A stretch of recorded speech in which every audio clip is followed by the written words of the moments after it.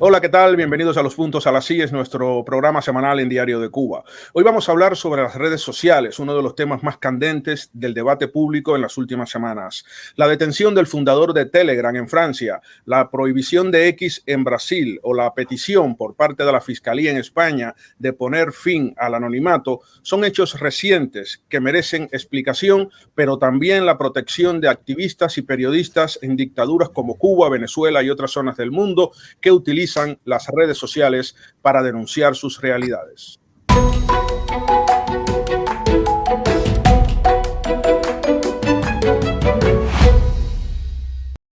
Para hablar de este tema, hoy nos acompañan Ted Henken, profesor titular de Sociología y Estudios Latinoamericanos de Baruch College en la Universidad de la Ciudad de Nueva York y editor del libro La Revolución Digital Cubana. También Norges Rodríguez, editor del portal cubano Yucabyte y activista de derechos humanos, y David Barona Aramburu, profesor de la Universidad Complutense de Madrid.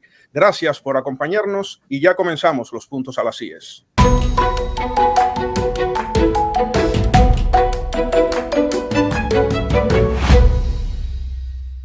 Empecemos con un planteamiento general a partir de las noticias que hemos conocido en estas últimas semanas. Una pregunta para los tres. ¿Nos estamos acercando a un nuevo modelo de redes sociales mejor moderadas y más respetuosas con la propia realidad o con la actualidad informativa, o todo simplemente seguirá igual?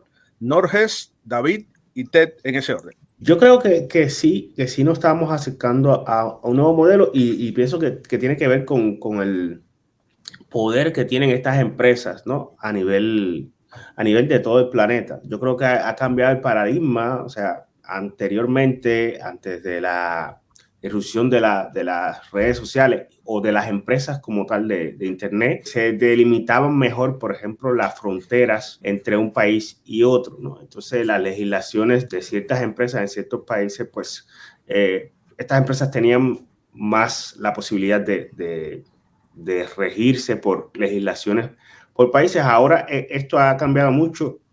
Y creo que tiene que ver con cómo el acceso a las tecnologías, el acceso a Internet y en especial este tema de las redes sociales ha borrado la frontera, ¿no? Entonces puedes estar tú en España accediendo a Facebook, por ejemplo, y en Cuba también y en Brasil, y entonces en cada país hay legislaciones diferentes.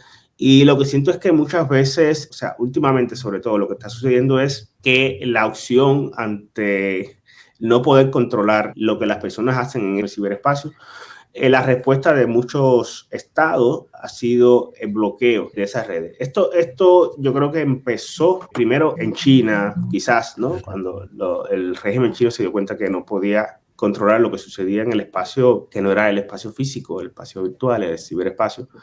Pues la opción fue bloquear. Hay varias opciones a través de la historia y cada estado ha usado diferentes mecanismos, como, bueno, hay empresas que tienen oficinas en algunos países y tal, y entran en arreglo con los estados. Pero yo creo que el principal cambio de paradigma tiene que ver con eso, ¿no? Con cómo se desaparecen las fronteras que conocíamos antes de que llegara, pues, todo este tema del Internet. Bueno, yo estaría de acuerdo con mucho lo que ha dicho Norges.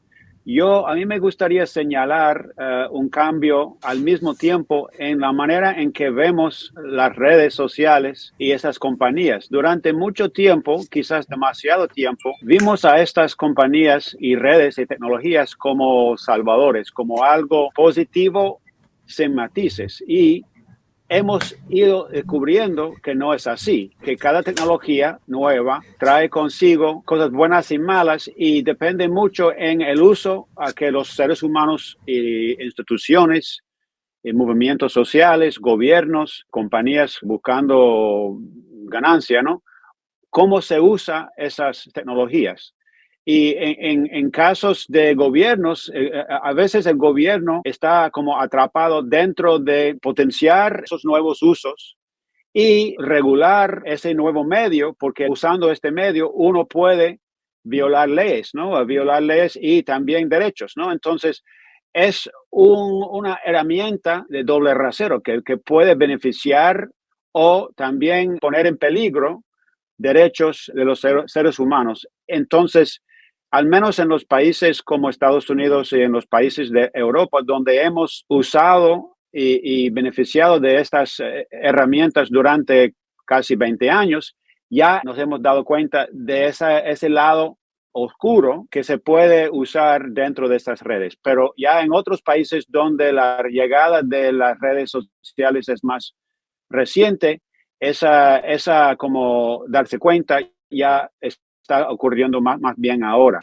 Bueno, yo creo que si miramos un poco a la historia de las plataformas de redes sociales, ¿no? Y estoy pensando hace 15 años cuando Facebook se popularizó fuera de Estados Unidos y repasando un poco lo que entonces decía Mark Zuckerberg, ellos siempre han querido una red con nombre y apellidos, una red real en la que la gente participe con sus nombres verdaderos y con sus fotos verdaderas y con sus avatares y con todo lo más realista posible. Y si más o menos por 2010, 2011, 2012, Facebook hace un movimiento fuerte en pos de eso, ¿no? En tratar de que Facebook sea una herramienta que sirva para todo. Incluso estaban pensando en que fuera una herramienta que sirviera para votar. Es decir, que tuviese una validez para votar o que sirviese para tener una cuenta bancaria y, por tanto, que fuese muy real. Pero la aparición o la popularización de otras, como especialmente Twitter, donde el anonimato ha sido siempre prácticamente norma, pues dejó esa idea un poco olvidada. Y ahora sí que parece que de alguna forma está renaciendo esa idea de tener redes que nos reflejen de verdad y dejar atrás el anonimato. Redes más fáciles también de perseguir, en ese sentido, a los usuarios que las utilicen para fines que no sean consentidos o admitidos. Y también al mismo tiempo redes útiles que puedan servir, pues eso, ¿no? Pues para representarme a mí a la hora de votar o tener una cuenta en un banco o estudiar o lo que sea, ¿no? Entonces creo que sí, que hay un cambio muy fuerte en ese sentido, pero que tiene que ver con el origen de movimiento fuerte de redes sociales que desencadena Facebook a partir de 2009. Ted Henken, ¿debe exigírsele, en tu opinión, responsabilidad penal a Pavel Durov, el CEO de Telegram, por las posibles ilegalidades de sus contenidos? Yo creo que sí, en el sentido de que esas compañías, plataformas, tienen la responsabilidad de moderar hasta cierto punto el contenido de los usuarios en sus sitios. Pero es muy difícil decidir como sociedad o como compañía o como nación, ¿no? ¿Dónde está la línea entre lo permisible y lo que se debe vetar, ¿no? En el sentido de libertad de expresión, podemos estar todos a favor de la libertad de expresión, pero obviamente que se puede usar redes sociales, especialmente plataformas como Telegram, donde la plataforma está diseñada para ayudar a las personas en esconder su identidad real para protegerse, pero eso fácilmente puede ser usado por criminales que están violando derechos en el sentido de que hemos visto en esa compañía y las acusaciones. Ahora bien, el nivel de culpabilidad debe ser menor para, digamos, alguien que trabaja en Telegram o que es el dueño de Telegram o fundador de Telegram y las personas que realmente están haciendo esas actividades ilegales, ¿no? O explotadores. Pero yo creo que ese hecho manda un señal bastante fuerte a todos, ¿no? De que esos lugares donde se está permitido todo, también tienen que autorregularse para que están seguros de que cosas novicias no están ocurriendo ahí, o al menos para controlarlo, ¿no?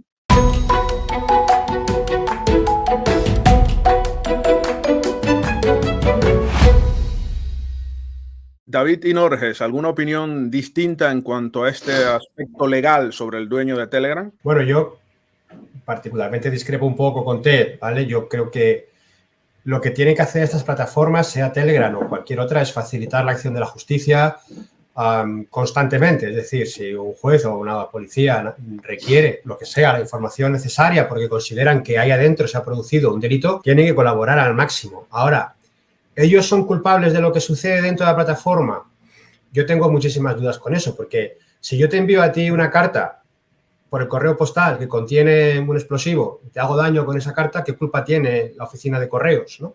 Yo lo veo un poco de esa manera. Ellos han puesto unos medios, una tecnología que los demás estamos utilizando para el bien y para el mal. En plataformas abiertas, como pueda ser Facebook, como puede ser Instagram o X, hay otro tipo de discusión, pero en plataformas privadas donde yo utilizo un lugar cerrado o casi privado, ¿no?, para hablar contigo y a saber lo que estoy haciendo ahí, pues es muy difícil que ellos puedan tener la capacidad de determinar si lo que sucede ahí tiene legalidad o no. Entonces, colaborar con la justicia es exigible y deberían colaborar muchísimo más de lo que colaboran. Más allá de eso, la responsabilidad en lo que yo haga con la plataforma me parece que no es suya. Lo que suceda públicamente es otro espacio, ¿no? Pero en un entorno cerrado en el que estamos nosotros 4 en un chat, es otra historia. Pero incluso correos, el correo postal tiene sus filtros. Sí tiene ¿Seguro? responsabilidad, sí tiene alguna responsabilidad el correo postal si no somete los paquetes y las cartas a los filtros establecidos para que no vayan explosivos. Seguramente. ¿No? Alguna responsabilidad. Si yo voy por la autovía a 250 por hora y me estrello contra ti, ¿qué culpa tiene el dueño de la autovía? Salvo que esté mal señalizada, sí. Eso sí, pero en general las normas las conocemos. Es muy complejo exigir responsabilidad sobre lo que hacen sus usuarios en entornos privados, ¿vale? Dentro de entornos públicos la discusión cambia. Pero en entornos privados... Yo estoy de acuerdo con David. Yo creo que no es responsabilidad de la plataforma lo que hagan los usuarios allí, y que hay que ver, por ejemplo, el tema de cómo regulas ahí, porque entonces hay unos límites ahí en que no sé hasta qué punto te conviertes en censor siendo parte de la plataforma. ¿Quién determina cuáles son los límites? Una persona, lo determina el Estado. ¿El Estado dónde? ¿En España? ¿En Afganistán? ¿En Cuba? ¿Quién determina esos límites, ¿no? Y según las leyes de qué país. Entonces, como estas plataformas son plataformas globales, entonces, ¿cuál va a ser el límite? Y vuelvo con el tema de la frontera. O sea, Brasil tiene una legislación, y además es una legislación hoy. Mañana eso puede cambiar. Entonces, las plataformas, ¿cómo van a trabajar en función de esos cambios en cada país o hay una ley global? Es complicado realmente. Y lo otro que veo de eso, de que la justicia tenga acceso y tal, también ese es otro debate. Hay algo de hace unos años sobre el acceso, por ejemplo, del FBI al teléfono de unos terroristas. Y Apple se negó a dar el acceso, porque si en ese momento le daban acceso al teléfono, a las partes del teléfono que deberían ser privadas y que son parte de su, de la promoción de que sus teléfonos son seguros, pues ahí estás rompiendo a nivel tecnológico con un precepto ahí de que la privacidad de esa comunicación, la privacidad de los datos de esa persona que supuestamente no puede tener acceso. No solo ya la empresa como tal, sino ningún agente externo. Entonces, yo creo que es un debate y más con plataformas como Telegram, ¿no?, donde hay comunicación encriptada, extremo a extremo. Entonces, le vas a dar acceso a un estado de acuerdo a las leyes de ese estado y además a cuál estado le vas a dar acceso. Le vas a dar acceso al régimen cubano, a las conversaciones que tienen los activistas por esa vía, ¿no? Entonces, es complicado. Yo creo que lo mejor es, en estos casos, pues llegar a un equilibrio entre autorregulación de la plataforma y la privacidad de personas. Y ya te digo, o sea, lo mismo lo puede usar un terrorista la plataforma que lo puede usar un activista en Cuba. Entonces, hay que diferenciar también eso.